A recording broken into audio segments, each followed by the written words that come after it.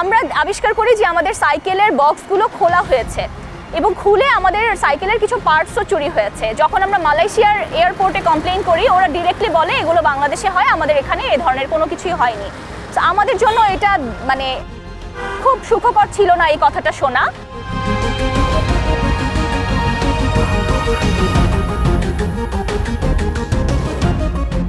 আমি কানিস ফাতেমা ছন্দা, আমি একজন সাইক্লিস্ট এবং আমি বাংলাদেশের প্রথম নারী পাওয়ারম্যান।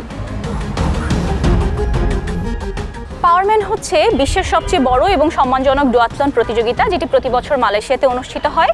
দুইটা ক্যাটাগরিতে এই প্রতিযোগিতাটি হয়, একটা ইন্ডিভিজুয়াল শর্ট এবং ক্লাসিক ক্যাটাগরি। আমি শর্ট ক্যাটাগরিতে পার্টিসিপেট করি, যেখানে 2বার দৌড়াতে হয় এবং 1বার সাইক্লিং করতে হয়। আমার দৌড়ের কোর্স ছিল এরকম 5 কিলোমিটার দৌড়, এরপর 30 কিলোমিটার সাইক্লিং, এরপর আবার 5 কিলোমিটার দৌড়, যেটা 4.5 ঘন্টার মধ্যে আমাকে শেষ করতে হয়েছে।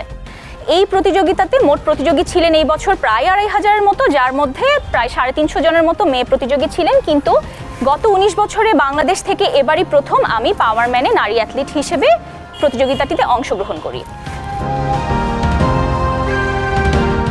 ছোটবেলা থেকে আমি যখন বড় হয়েছি, আমাদের বাসায় সবসময় স্পোর্টস চ্যানেল চলতো, তো সেখান থেকে স্পোর্টসের প্রতি দুর্বলতা। কিন্তু যেহেতু বাসা থেকে আমার স্কুল ভিকারুনসানুন স্কুল দূরে ছিল, আমি আসলে স্পোর্টস অ্যাক্টিভিটি করার খুব একটা আলাদা করে সুযোগ পাইনি।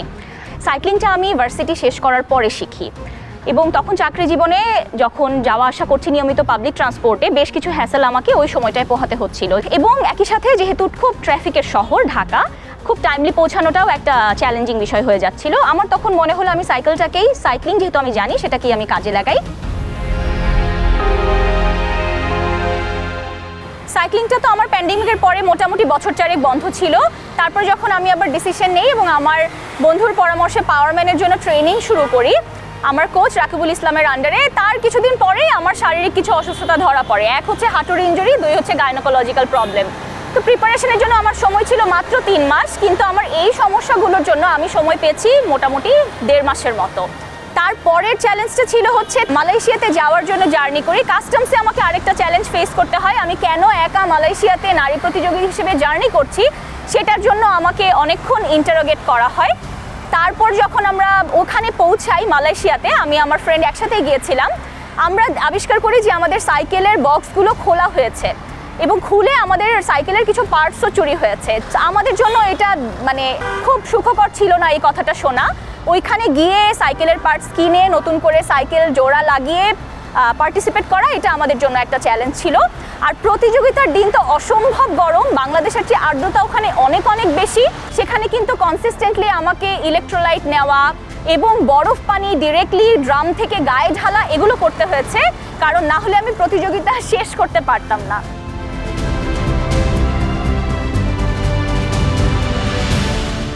ট্রেনিং পারপাস থেকে শুরু করে পাওয়ারম্যান পর্যন্ত ব্যক্তিগতভাবে আমার 2 লাখ টাকার মতো খরচ হয়েছে বেশ কিছু কারণে, এই টোটাল এবং ট্রেনিং গিয়ার্স এবং অন্যান্য সব কিছু কেনাকাটা এবং ট্রেনিংটা সম্পন্ন করে আসা পর্যন্ত।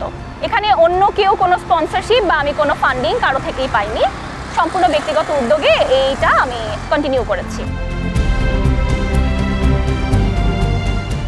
আমি ব্যক্তিগতভাবে ডিয়ার ডায়েট নামক একটা হেলথ কনসালটেন্সি ফার্মে চিফ কোঅর্ডিনেটর হিসেবে যুক্ত আছে, যেখানে আমাদের কাজটাই মেয়েদের স্বাস্থ্য নিয়ে, এবং ব্যক্তিগতভাবেও আমি একজন অ্যাথলিট হিসেবে কাজ করছি।